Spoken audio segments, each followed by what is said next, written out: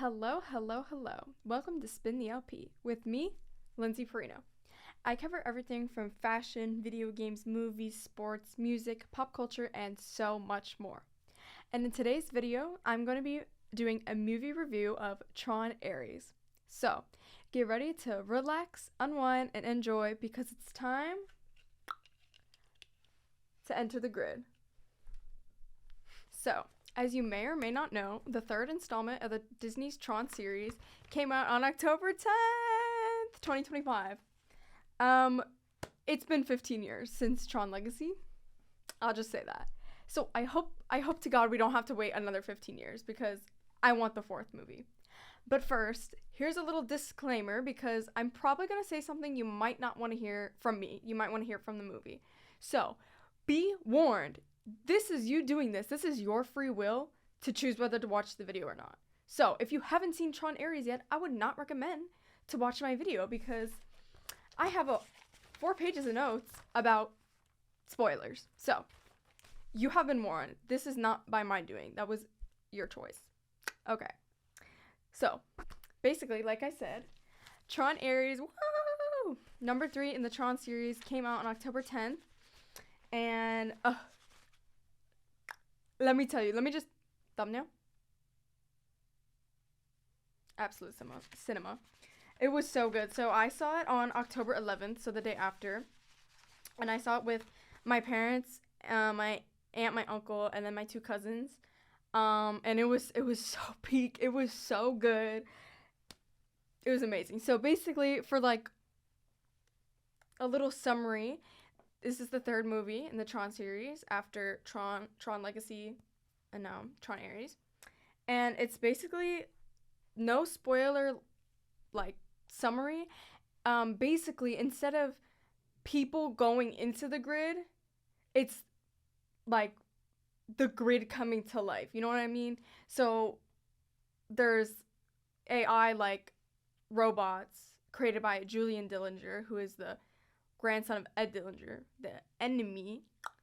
He created the Dillinger grid, and all his creations are coming to real life. So it's kind of the opposite. Instead of people being transported into the grid like Kevin Flynn was, now things and vehicles and just like people, basically fake people because they're AI, are coming to the real world. It's pretty real. It's pretty real in this day and age because AI, which I don't approve. I don't use AI because if you use AI, I don't want to be, but if you use AI, something's wrong with you. There's something not clicking in your head. Just do it yourself. It's really not that bad. But this is like the first time I've actually liked AI, and I'll get into that. But basically, overall notes about the movie. It was about 2 hours long, but like when I looked at it, it's only like an hour and 59 minutes. But when I was actually watching it, it felt way longer, but not in a bad way. It felt like perfect. It wasn't too short. I was expecting it to feel extremely short, but it really wasn't. It was perfect time. It was like the perfect length for a movie. And fun fact, this movie, Tron Ares, is PG-13. The previous 2 films, Tron and Tron Legacy, were PG because if you didn't know, Tron is a Disney franchise. So this one was PG-13. I'm not really, I guess I could say, it's not like they cuss or anything. They don't cuss. There's no nudity or anything. Maybe it's just because violence. Maybe it's more violent than the other films. So that's probably why. Also, disclaimer, as of right now, I'm pretty sure I've seen Tron, but it was a long time ago. But I'm just going to say, as of right now, I haven't watched Tron or Tron Legacy, but I'm planning on it. I really, really, really want to watch them. But watching Tron Ares as like a person who doesn't know Tron that well, it's not that hard. So if you're like, oh well, I haven't seen the first 2, it's pretty easy to understand. It kind of like tells you in the beginning there's like a timeline sort of scene, and you don't really need to know that much. It's pretty well like understood, which I loved. I'm so glad. And also the soundtrack for this movie was by 9 Inch Nails. So peak. Probably one of the best parts of the movie was the soundtrack. It was so good. It was so good. Nine Inch Nails, y'all cooked, y'all ate. It was so good. I actually listened to it on Spotify. I just listened to it by my will because it's so good. It's great. It's great. I'm kind of addicted to as alive as you needed me to be right now. I'd be listening to that on repeat. It's so good. It's so peak. The budget was 180 million, which is a lot, but when I watched it, it felt like way more. It was so good. So the budget was 180 million. And then for the box office weekend, globally it earned $68.7 million, which is a hell of a lot. I've been like seeing talkers be saying that, oh, Tron Ares flopped, they made no money. That's a lot. That's almost what? That's like over a third of the entire budget. They've already made a third of the money back, and it's been a week. Tron Ares came out as the day I'm recording this, October 17th. Tron Ares came out a week ago already. I can't believe it. It felt like it's been a month already. I can't believe it. But and then in the US it engrossed 41.9 million. So about 42 million from one weekend. That's a lot of money. So y'all haters can just shut up because y'all don't know what you're talking about. Okay? And I'm pretty sure this movie was made for 3D and IMAX because it was so, like, in the beginning, it was so trippy, and it was so, like, it felt like I was on a roller coaster. It was so trippy and so cool, and I just, throughout the movie, my heart was, like, racing, and it was just, like, music was, like, pounding in my head. It was truly an experience, and I think that was the best part of the movie, because it felt like I was on a light cycle. It was so cool. It was so bomb. So I think that was, like, the coolest part, because it was perfect for 3D. It was perfect for 3D. I will say, though, unfortunately, like, the second half of the film, it kind of lost its uniqueness with the 3D. Like, there weren't as many, like, flips and stuff. It was mostly just focused on, like, the people, like, their faces and stuff. So it wasn't as trippy towards the, like, second half of the movie, but it was still great. When I was watching it, I had no complaints. I was just, like, it was so good. I was just, like, stunned, just gobsmacked. It was so good. So now we're gonna get into the real spoilers and whatnot. So if you're still watching and you haven't watched it, now you should go watch the movie because it was great. Okay, don't listen to the freaking, like, online critics because they're getting paid to review a movie. They're getting paid for this. Tron fans are not getting paid to say what they liked about it, okay? So these people that are saying, oh, it's flopped, it was so bad, they don't know what they're talking about because they got paid to. So don't listen to them because it actually PMO. It made me so mad because I watched it and I was like, oh my god. I was like, I think that I think was one of the best movies I've ever watched. Especially the number one movie I've watched in 3D because it was so immersive. So I just don't know what people are saying and why they're criticizing it because it was really good. It was amazing. I had no complaints. It was so good. Like, I just don't know why people are complaining. I think here's a spoiler.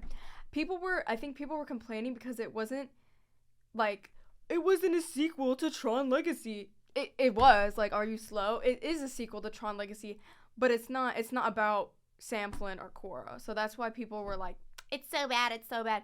But real jump, spoiler, Tron 4 is definitely going to be about Sam Flynn and Cora and Ares because we'll get to that. But so I just don't know why people are complaining because they'll come back eventually, dude. I mean, I guess it has been 15 years, but you know, it's about AI now, and I think it's so perfectly timed. Like, I love the timeliness of this. Perfect. So let's get into characters now. I wrote a bit of notes about the main characters. 4 pages to be exact. So first off, I wrote about Julian Dillinger, who is Evan Peters. Or who is played by Evan Peters. Bro.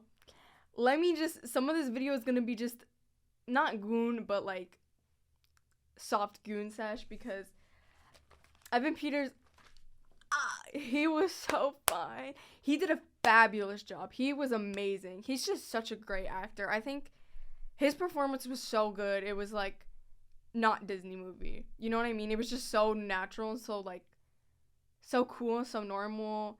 He was so fine too. So fine. Although Julian is the enemy. He's the Dillinger.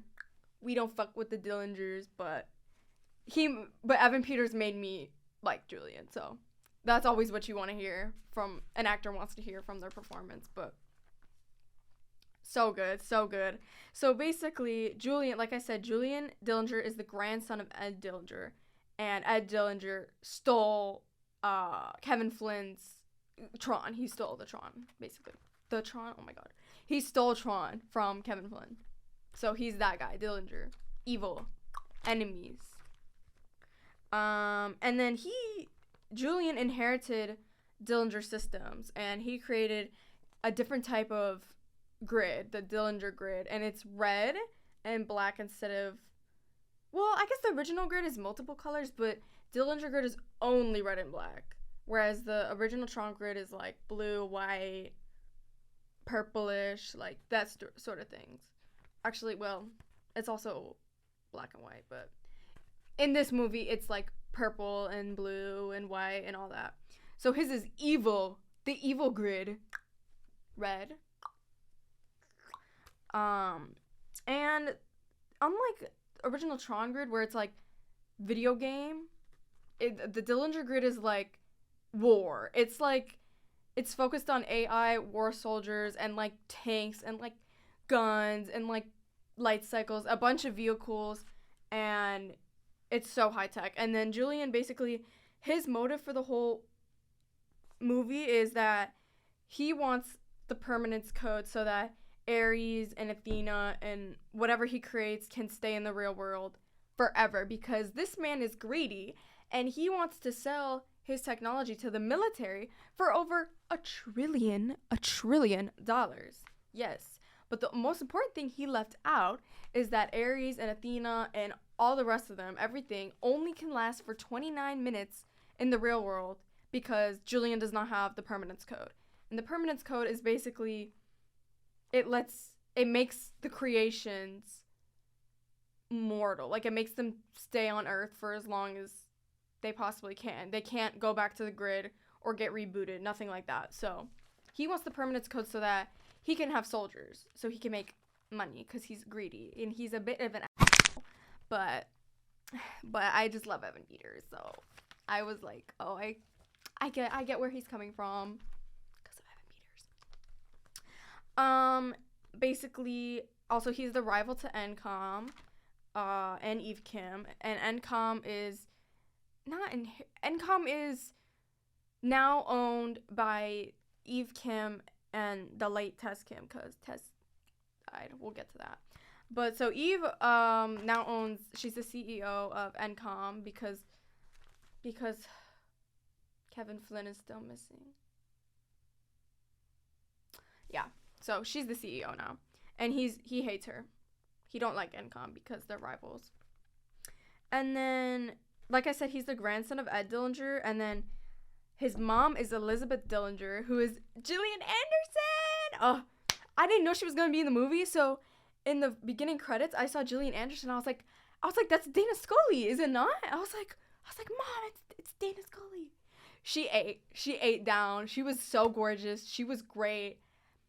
She was like a really good part of the movie as well, because she was like the conscience to Julian, because Julian's a and he does like whatever he doesn't care about the consequences, whereas Elizabeth is like, get your together. She slaps him. Peak. I laughed so hard. I was like, peak. Good thing she slapped his because he was a little cray-cray, but she slapped him. She's like, you can't do this because he wants the permanence code like without any cost. He doesn't care because he thinks about nuking Eve. He's like, should I explode her? should I laser her to death to get the code? Yeah, he's a bit crazy. And I think he says, yeah. I think I remember he was like, yeah, get her body so we can extract the code from her. And extract means kill her. So he was like, I want that code. So he didn't care. He basically was planning to nuke her. Also, speaking of Evan Peters doesn't have tattoos, but Julian does. He had like whole sleeves, double sleeves, and then he had neck tattoos. Oh my god, he was so fun. When I saw the tattoos, I was like, damn. I was like, Evan Peters needs some tattoos, cause and also Evan Peters looks so good in black hair, cause Julian has black hair, and side note, James Patrick March from American Horror Story Hotel has black hair, and he really pulls it off. I love the black hair on him. So that and the tattoos, top notch. It was perfect. So like I said, he created Ares and Athena in the digital grid, and he basically communicates with them because he can't talk to them face to face unless they're in the world for 29 minutes. So he basically be like texting them on this like little screen, and then like this like it kind of looks like this like head Vocaloid thing speaks the text to Ares and Athena and all the other soldiers. So he's like texting them, and they know it's Julian. They know Julian is Master Control program, and Ares and Athena are made to obey him, the Master Control. So he'd be like, hey guy, like he'd be texting them, and then this weird face, it kind of looks like what's his name, the Wizard of Oz face thing in Wicked. Like it kind of looks like that giant thing, but it's red, and it's kind of like 8-bitty, like grainy, and so that thing speaks to them. And his technology is, well, obviously it's different because things are being imported into the world. So the thing that his technology does is that it's imported via laser. So that's why if you want to enter the grid, you need glasses because there's lasers. So when he's like, he just boots it up. He's like, oh, let's put in Ares. And then the lasers, it's like a giant 3D printer, kind of.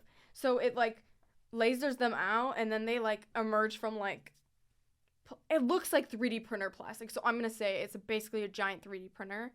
But I will say I wish they told more about how Julian did that and how it was like created, because my dad was saying that matter cannot be made from light, and the lasers are basically just lights. So it wouldn't make sense for Ares and Athena to be transported with the lasers because it's light. But I think it's more of like a giant 3D printer-esque type thing, so that's why it works. But I would have liked to know more about it and how Julian made the Dillinger grid, or Dillinger systems. Excuse me. I would like to have known more about that. So that was probably like a critic, I would say, the movie. But it really didn't matter because I was just like, it didn't really matter in the moment. But after, if you want to know more, that's something I would like to know. But it doesn't really matter when you're watching the movie. And then, yeah, like I said, he needs the permanence code for his tech, which only Kevin Flynn knows. But Kevin Flynn is not, let's just say he's not in the world right now. He's not physically with us. So he wants it from Eve Kim, who finds the permanence code via Sam Flynn's like old floppy disk stuff from Tron, and she finds it in a Tron game, I'm pretty sure. She finds it in a disc from Tron. Yeah. Yeah, he don't like Eve. He debates whether or not to nuke her. But also, mega spoiler. So at the end of the movie, I'm going to go through all the rest of the characters and stuff, but at the end of the movie, he gets caught by the police. They're going to like barge in to his like whole warehouse. But he's like, oh my God, what do I do, guys? And because like everything crashes down for him. I'll explain, but so he's like, oh God, what do I do? So Julian gets out his like laser, and he transports himself into the Dillinger Grid so he will not get caught by the police.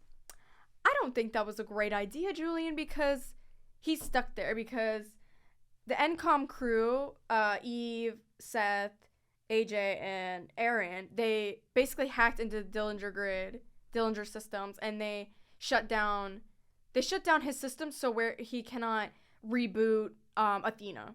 So they basically shut down his tech so he can't bring back stuff to help him like defeat them all or anything like that. So he's basically all on his own, and he's like, let's put myself in the grid. So he does that. He gets teleported in nice and smoothly, and then his dumb ass, there's an original Tron identity disc that shows up, and I didn't really listen. I was trying to listen, but I didn't hear this part.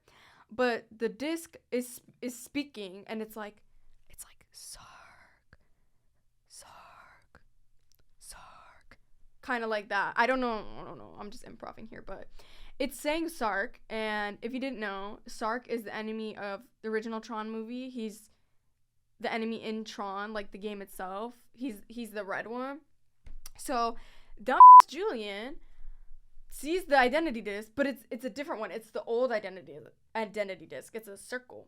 So he grabs the identity disc, and it's like speaking. It's like Sark, and he's like, oh my god.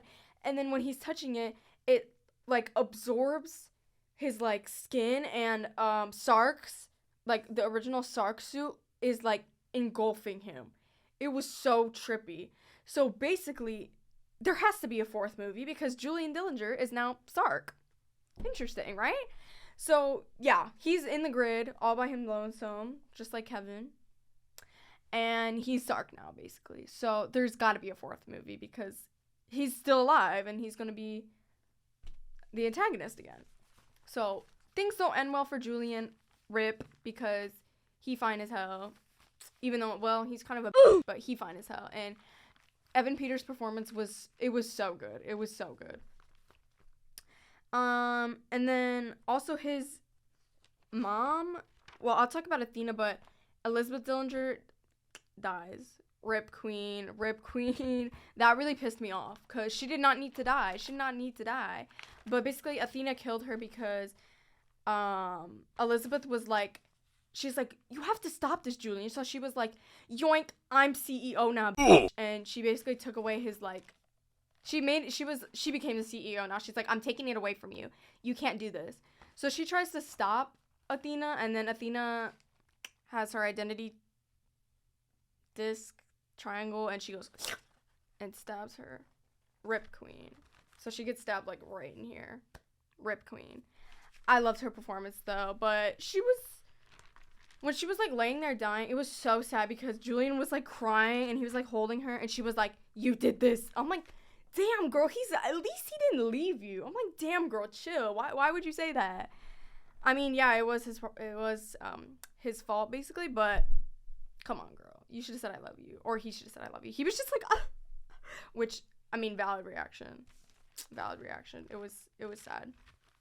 And then Ares, created by Julian Dillinger. He's a robot like Athena. Athena and him are robots turned AI by Julian because of the Dillinger grid. And said many times by Julian, they are 100% expendable because he can just reboot them back from the grid. He can just basically redeploy them whenever he wants as long as the system is up. So he's like, y'all gonna go die for me, don't care, you're expendable. Because he don't really care about them because they're not humans technically. But Ares, I didn't say Ares is Jared Leto. And I'm gonna say this. Jared Leto, I'm making a public apology to you because I have just been neglecting your work, and I have just been not appreciating how sexy how sexy you are and how good of an actor you are, because I don't care what people say. He ate this up. He was so good. I was just like, him too, Gunnar Sesh, because oh my god, Jared Leto is so fine. He's a fine man. Him and Evan Peters in the same movie, in the same scenes, Gunnar Overload. He's a fine man. They're both fine men. Fine men. Oh my god. He ate. His performance was so good. I think he really nailed it. Like, he was so adorable because he basically has the mind of like a child, him and Athena, because they're not sentient. They're just AI. So his performance was so good throughout the whole thing. I loved it. He and Athena can drive light cycles, but he can also drive a light skimmer, which is basically a light cycle, but it goes on water. Whereas Athena can drive the recognizer, which is that ginormous, like, I don't even know. It's like a square without the bottom, that giant, like, weird looking thing. It's a recognizer. She can drive that. But they can both drive light cycles. Peak the light cycle chases. Peak. That was so cool. I want a light cycle so damn bad. It was so fire. It was just so cool. And he also wields a triangular identity disc like Athena. It's the, not circle, it's triangular. And his is red. But then towards the end of the movie, it turns white because he gets the permanence code. So yeah, he works with Athena. They're like ally besties, like partner in crime, like king queen type. I ship them low-key, even though Athena don't really like Ares, but I ship them still. So cute. But yeah, they work together until Ares starts becoming like aware of what he's doing. I don't know how. I would have liked to have known more about that too, because he becomes sentient with the permanence code, but it's like before that he's aware and he has a conscience. And I think that he might just be like smarter than Athena or something, because he develops empathy for Eve, because Eve's, like I said, Eve's sister died from cancer, and he and when he's in the Dillinger Grid, he like examines all of her like data and and he like watches videos about her and Tess, and he also read all of Eve's he read all of Eve's text messages too, which is interesting. But I think he becomes more sentient because he's developing an empathy for Eve, because her sister is dead. Her younger sister, Tess, is dead. So I think that's how it happens, but it would have been cool to know more about why he's doing this sort of thing. I just think it's because he finds out what the permanence code really means. So he's like, oh, I want that, but not for you, for me, type of thing. Yeah, he only lasts 29 minutes without the permanence code, but he's basically immortal. Him and Athena. And he does become allies and besties with Eve because he feels empathetic to her, and they make a deal. He's like, can I trust? He's like, this is a question of trust. Like, can I trust you to help me get permanence while I help you escape? And they do. Eventually, they do. She doesn't betray him, thank God, and he doesn't betray her. But yeah, they become besties, and Ares disobeys Julian, and then he bands up with Eve and the NCOM crew. So Seth and AJ and Aaron. He bands up with the NCOM crew, and basically it's just trying to keep the permanence code away from Julian. Also, fun facts about Ares. Ares can solve a Rubik's Cube. It was so cute. He can do it just like that. He's so smart. I love him. This is what I mean. I hate AI, but Jared Leto, I love AI. I love it. Just him, though. Just Ares. No one else. And Cora, I guess. And maybe I liked Athena, too. So I guess them three. Another fun fact. He likes the 80s. He thinks it's so classic. He loves the 80s. He also tells... Oh, here we go. Flynn lives. What? Kind of. Not really, but what? Flynn lives, kind of. He tells Flynn that he likes Mozart, but he loves Depeche Mode. But the cute thing is, it was so cute. He can't describe his love for Depeche Mode because he doesn't know what love is. He doesn't know how to express that. So he was like, I like Mozart, but he's like, I can't describe how I feel about Depeche Mode. It was so cute. And to get the permanence code, he enters the OG Tron grid. Probably like the best scene in the movie. It was so cool because it was exactly like it was in 1983 when they made, or no, 1982, sorry. In 1982 when they made the first Tron film. It was the same grid. It was like everything was like terrible frames per second. He drove original light cycle. It was so cute. And then he talked to a bit. It was so cute. It was like, I'm a bit. And he's like, oh. Or no, it didn't say that. It said something. It was like, can I help you? And he's like, you're a bit. So cute. So cute. So he gets transported to the OG Tron grid, Kevin Flynn grid. And what I really liked is that they kept it black and white. So when I was watching it, I was like, why is it so dark? I was like, why is it so bland? But then my dad told me, he's like, oh, the original Tron movie, it was filmed black and white because it was like it was so new for them to do computer graphics. So they had to have it in black and white, I think. So they kept it in black and white. It was so cool. And then the bit takes him to Kevin Flynn, who is Jeff Bridges, who number 3 fine man in the movie. I don't care what y'all say. Don't judge me. I love me some Jeff Bridges. He ate down. I literally might just watch The Big Lebowski soon because Jeff Bridges. I just need to. I've seen it before, but I need to watch it again because Jeff Bridges. So yeah, he meets Kevin Flynn, but it's not exactly Kevin Flynn. I'm not really sure because I didn't watch, like I said, I didn't watch Tron Ares, or not Tron Ares. I watched Tron Ares. I didn't watch Tron Legacy, but in Tron Legacy, he basically, like, fuses with Clue to stop Clue from, like, leaving the grid. So he, like, fuses with Clue, and then people are like, oh my god, he dies. So I think he might be dead. Rip my mans. But in this grid, he's a digitized, like, presence. And presence, he's Jesus, basically. He's Jesus, because he have them robes. He have them white robes. That's my Jesus. He's basically, like, I don't know. He's digitized Kevin Flynn, but in a different way. He's, like, he's not as conscient, I guess. Or, no. It is his conscience, but not his, like, body. Or something like that.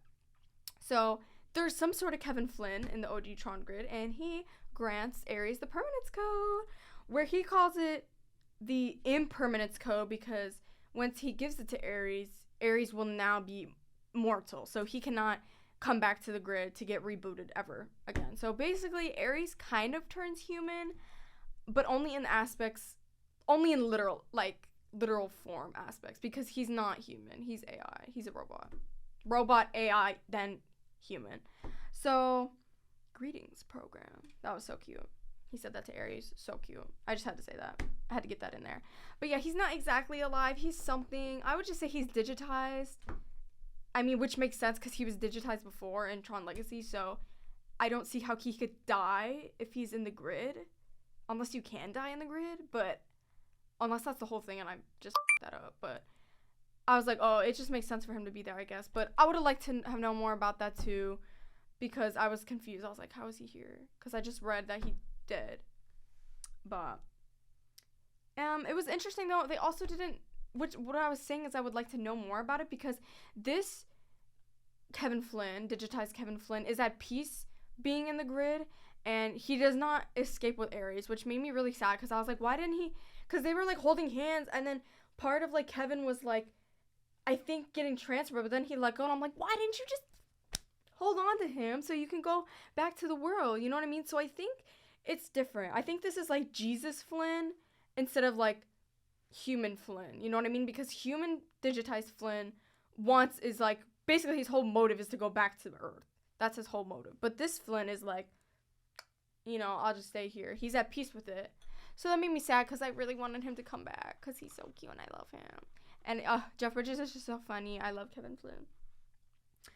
And then also what was so confusing is because so already he's digitized, or he's dead, or he's just some sort of vision. And I think the trick is they basically say how he's there.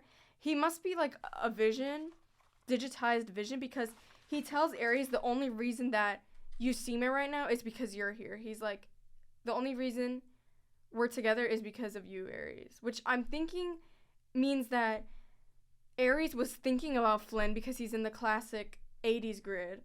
So he's like, oh, Kevin Flynn. He knows him, of course, because he knows everything. So he's like, oh, Kevin Flynn? And then, poosh. I think that's kind of how it works. He just appears when people are thinking about him. So he's kind of like a spirit. Digitized spirit. Jesus. He's Jesus. So yeah. He gives Ares the permanence code and grants him life, and he goes back. Ares goes back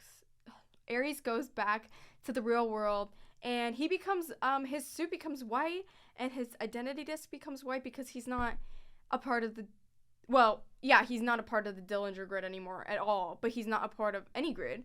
He's human, but in spirit he's a part of the Tron grid because he gets white, which is close to blue, the original, the good people Tron characters. So yeah, he gets humanized in a way, and Flynn lives.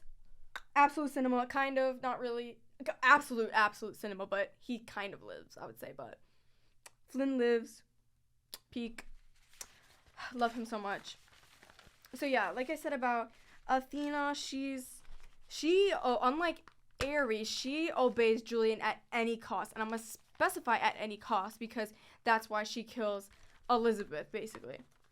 So she's like, you said, I forgot how he phrased it, but he was basically like, do whatever I say. So she was like, while Elizabeth was trying to shut down this whole thing, Athena was like, psh, and then he's like, what the fuck? Why would you do that? And she's like, you said it. She's like, you said it at any cost.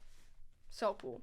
And then her voice, I forgot to mention, but her voice is robotic the entire movie. It's mega robotic. Whereas with Ares, his robot voice is very prominent in the beginning, but then throughout the movie, when he's becoming like aware of what he's doing, it disappears, and he has like a normal voice. And I thought that was so cool because it's like, even without permanence, he's still becoming human-like in a way. He's becoming more human. So that was really, really cool. I liked that a lot. And yeah, she's like, I'm gonna stop y'all without a doubt. She's sent to capture Eve so she can extract the permanence code from Eve. So she's gonna laser Eve, basically. She tries to laser Eve. I think into the Dillinger grid again, because Eve does get sent into the Dillinger grid because in the beginning Athena transports her there so they can extract it from her, and that's where Julian is like, nuke her or not nuke her, and he's like, extract it. So then that's where Ares and Eve team up, and then Ares takes the light skimmer and takes Eve to the like border, and she gets back into the real world.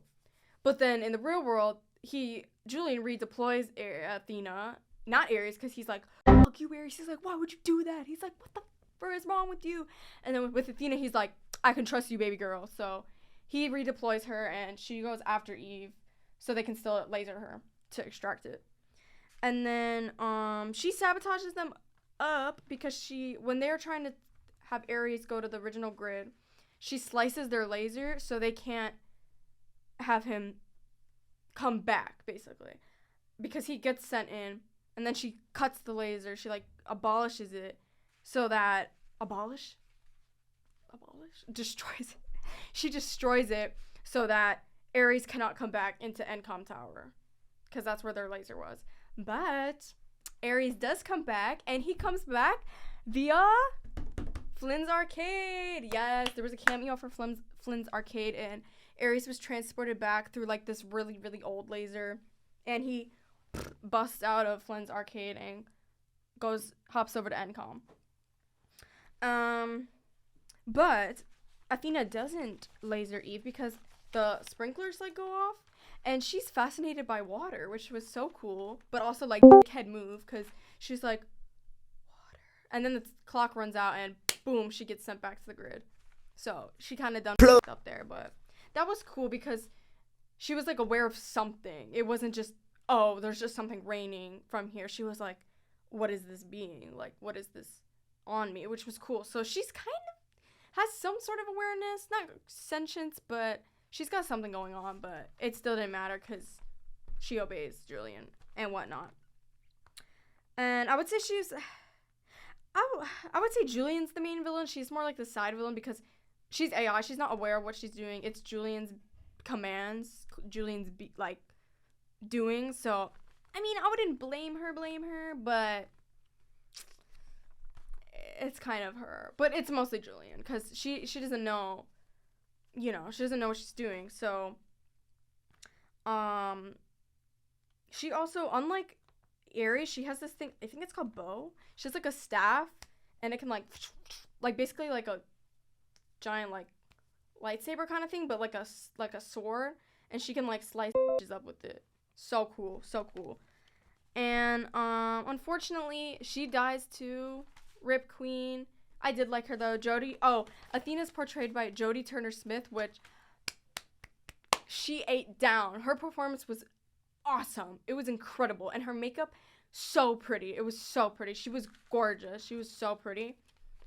Unfortunately, she died though because the NCOM crew hacks, like I said in the beginning, hacks the Dillinger grid, so she cannot be rebooted back. So she like disintegrates, and it was so sad because Ares was like holding her. It was so cute because Ares is sentient now, so Ares did not slice Athena. He just waited for her to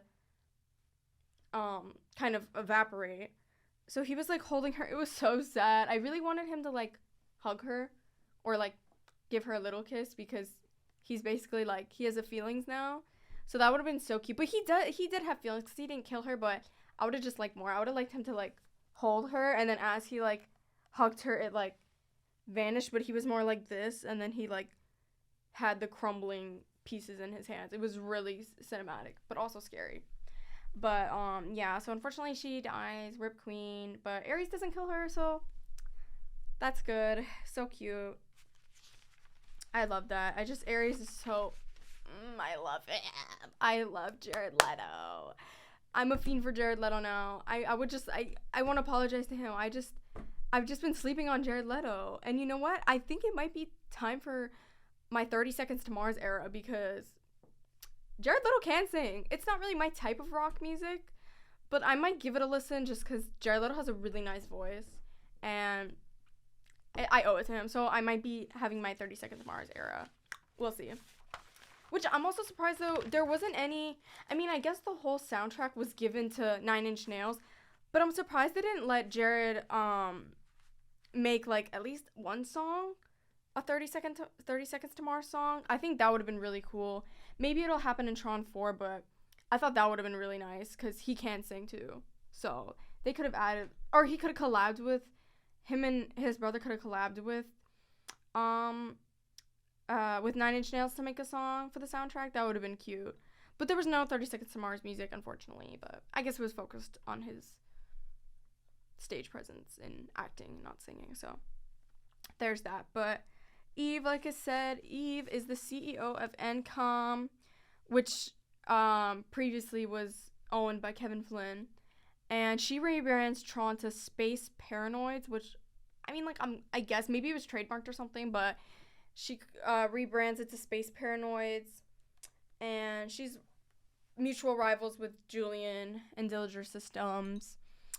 And here's the thing, she wants the permanence code because she wants to complete Tess's goal for NCOM. So Tess, her, like, vision for NCOM was to have the permanence code so that they could use it for good, not just video games, but so they could, like, create, like, produce and all sorts of stuff with the lasers. So Eve is searching for the permanence code at her secret base in Alaska with her man, Seth. I'm pretty sure they're boyfriend and girlfriend, because I think she said that in the film. But with her mans, they work together, and it does work. She finds the permanence code on an old floppy disk, Tron disk, and they're able to actually make it work. They make an orange tree via laser, and then they apply the permanence code to it. And at first, the tree lasts for 4 hours, which is far longer than 29 minutes, and then it stays there. It stays there because of the permanence code, which she transports to a hard drive, but then Julian commands Ares and Athena to get it, so they freaking chase her down, and then she's like, oh my god, breaks it and throws it in the water, and that's where they get transported to the Dillinger Grid. So that's like right before. It was funny because that's like right before Ares and Eve team up. He's like gonna take it from her, and then he's like, you know what? We can help each other. So that was so cute. I love that. I love that Ares was not the villain. I mean, neither was Athena. I don't want to blame it on her. It was Dillinger's. I guess not Elizabeth, but yeah. So he kind of disbands with Athena. Rip. But I ship them. And yeah, Ares and Eve team up. Her crew, NCOM crew, is able to stop the Dillinger Grid, and and she befriends Ares, and they're besties. And at the end of the movie, with Ares being human now, he's able to, which is, I'm gonna say this, he's not human because that man can teleport. He literally teleports. He just vanishes. She's like talking to him, and then he's gone. So he's not human because Broski can teleport still. So he teleports to Mexico. He goes to Mexico, and he's trying to live there anonymously because he believes that the world is not ready for them to know about AI beings like Ares. So he's living DL because he's like, the world's not ready to learn about me. But he writes Eve postcards. He's like, from Mexico, and he writes to her. They're besties, and he stays he's gonna stay there. And at the end of the movie, he has, I don't know how he got it. I would like to know, because where would you get that? Oh, maybe he took it from Flynn's arcade. I think that makes sense. He has a picture of Sam Flynn, who is Kevin Flynn's son, and Cora, who is another AI being from the grid. Well, she's not AI. She's just video game character from the grid that becomes human in Tron Legacy. Rough human. She becomes human in Tron Legacy. So he has a picture of them with coordinates for where they were last seen. And I really wasn't like, I was just like, oh my god, Jared Leto's so freaking fine, because he had like even longer hair and it was like blonde at the bottom. I was like, ew. So I was really only paying attention to that. I was soft gooning on him, but not on him. I just loved Jared. He was so fine. So I was just like, oh my god, Jared Leto. And he was wearing regular clothes too. I really liked the regular suit though, the Tron suits though. So he was wearing regular clothes, which is still cute, still fine, but I was like, if you're gonna be human, I'm gonna miss that suit. I'm gonna miss that Tron suit. But he does get a motorcycle somehow. I was gonna say a light cycle. He gets a motorcycle somehow. So he's still like, I guess, the same as he began. He can ride a motorcycle. So cool. I want a light cycle so bad. And an identity disc. And a Tron suit. So I might be buying something from Etsy, low-key. Because I saw somebody that can make identity discs and a helmet. So I might be copping that someday. I don't know. It was so cool. But yeah, so I think Tron 4 is going to be about, there has to be one. I hope to God we don't have to wait another 15 years, because the gap between Tron and Tron Legacy was 28 years, nearly 3 decades for a sequel. And then Tron Legacy to Tron Ares was 15 years, about almost 2 decades. So please don't make me wait more than 5 years. I know that's really greedy of me, but I can't. I don't even think I could wait 5. I could wait like 2, 3 max. But they're probably gonna I don't want them to wait that long because Jeff Bridges is he's not old, but if they waited 15 years, he would be he would be kind of old to be in the movie still. You know, it just wouldn't add up. So I really hope they don't wait that long, because then it would just be like, guys, why are we wasting time here? Just keep, you don't have to push it out, super fast, but at least have it be in the time frame where Jeff Bridges and the rest of them are still acting. Especially Jeff Bridges, because he would be much older in 15 years. But I don't care. I love him. So yeah, the 4th movie I think is going to be about Ares trying to find Cora, because as of right now, he's the only AI being he knows, human being type thing he knows. So I think he's gonna go try to find Sam and Cora, and maybe try to do something with Kevin Flynn and try to get him back or something like that. But I think his main goal is to find Cora and be like, yo, I'm AI too. Or no, she's not AI, but I'm a video game character too, type of thing. And then, yeah, Julian is now Sark. So obviously there's got to be a fourth movie because post-credits, Julian is in the Dillinger Grid and he takes the damn identity disc and he becomes Sark. So there's got to be something there with that. And I really hope there's more with Kevin Flynn because I love him. I need to watch Tron and Tron Legacy because he's so cute and he's so funny and he's a great actor too. I loved his performance. I just wish, I mean, he had a cameo, I would say, but it was like a few minutes, I guess. But I would have loved to see more of him in the movie. It was mostly about Eve. No, it was mostly about Ares and Eve, but I would have liked to see more of Kevin Flynn. I'm just glad he was in it at all, though, so can't complain. He was in it, can't complain, and he was looking so good with his Jesus robes.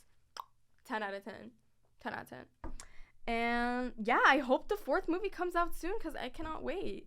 It was so peak. I absolutely loved it. It was so immersive. The soundtrack was fabulous. It was in my brain. Like, it was just pounding in my head. I loved the soundtrack. I loved the visuals.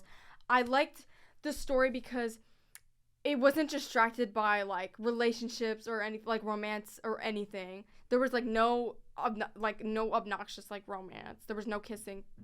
Well, I would have liked Ares to kiss Athena. Just on the face or anything. But I'm kind of glad they didn't because I'm sick of when movies get distracted with romance. So I was really scared that Ares was gonna, like, freaking cause an affair because her boyfriend is Seth. So I thought Ares was gonna be like, come here, Eve, and kiss her, but they're friends. Thank the Lord. Love that platonic relationship. So I thought they were gonna mess that up, but I'm glad they didn't. So I really can't complain because there was no unnecessary, like, romance or anything like that. I think there was character development, definitely for Ares. Maybe, I mean, I saw critics be saying, like, or just people who watched it be saying, like, there was no, like, character development in the second half of the movie, but that's not, like, it's an action movie. It's for the visuals. It's for the like, the main plot of what they're trying to get at. It's not just to find out more about the main characters. But I found a lot about them too, so I don't see why people are complaining. They're just making it up because I thought there was plenty of character development, especially with Ares. And I mean, Eve was kind of like, Eve is also portrayed by Greta Lee. I forgot to say. Greta Lee's performance is okay. I would say out of the characters I talked about, she was probably like I don't want to say worst actress, but she wasn't as impressive as Evan Peters or Jared Leto or Jodie Turner-Smith or Jeff Bridges. She was solid, but in the beginning it was really rough. She just didn't really show a lot of emotion, and she was very, like, monotone for most of the movie. But towards the end, she showed up, and it was much better. She had way more command of her feelings and all that. So she did improve. So there's some sort of development. But in the beginning, I was like, yeah, this girl's not a very good actress. I was like, I mean, I'll ignore it because the movie's great, but in the beginning I was like, yeah, I can tell something's, like, it's not perfect, but she did a good job. Towards the end, it was much better, and I just think I was more focused on Jared Leto and Evan Peters because their performances were incredible. I loved it. Evan Peters, top tier, top notch, beautiful performance, and then Jared Leto, he just executed, like, the AI, like, mind, like, so well, and he was so cute, and I really loved it. It was so fun, and so immersive. It's just so trippy. I really want to see. I'm, like, fiending to go see it again. I kind of want to this weekend, maybe next weekend, but I definitely want to go see it again in theaters. It was that good. So I don't know why people are trashing on it because I thought it was fabulous. I want to see it again, and I'm ready to watch Tron and Tron Legacy because I'm running it back. Where's Tron Ares Round 2? I'm coming because it was so good. I really want to watch it again, so we'll see. I think for overall score, I would give it a 9 out of 10. just because like the other point for like we could have known more about how the laser system works with Julian and how Kevin Flynn is still alive, and I don't know, more from Eve because her acting was mid, but I mean, when I was watching it, I couldn't complain, so I low-key would say 10 out of 10, but I'll just give it a 9 out of 10 because there could have been a little more explanation, more stuff like that, but the beginning was great, so cool. The 3D-ness of it was amazing. It was definitely created for 3D and IMAX. It was just, oh my god, so good. And it was easy to follow, so I loved it. I really did. I have nothing like bad to say about it, just maybe like little like critiques, but I have nothing bad to say about it at all, except the time wait for it, 15 years. That's the only bad thing I could say. But yeah, it could have had like some more, it could have had a little bit more runtime. I wouldn't be mad at that at all because it was only 2 hours. Another 30 minutes or something would be good. I guess that would be like my main critique, but it was great. It was fabulous. I thoroughly enjoyed myself. I had a Tron flavored cherry Slurpee, so fabulous drink, and I had some popcorn. Peak. I haven't been to the movies in so long, so that was great. That was like, I needed this. It was so cool, and I loved being there with my family and my cousins who I really don't get to see that often. It was great. It was a great day, great experience, and that Tron flavored slushy was peak. It tasted a lot like Tron. It was so good.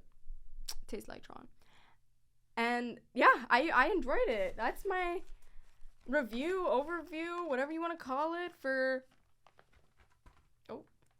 Tron Ares, and it was great. I loved making this. I hope you enjoyed my review of Tron Ares. It was amazing, incredible experience. I'm gonna give it 9 out of 10.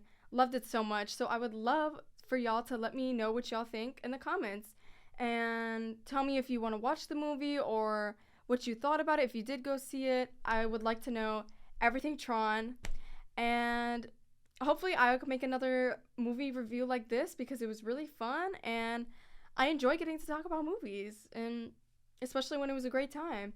So thank you so much for watching. I hope y'all enjoyed, and I will see you in the next video. Keep that record spinning. Bye guys. Thank you so much for joining.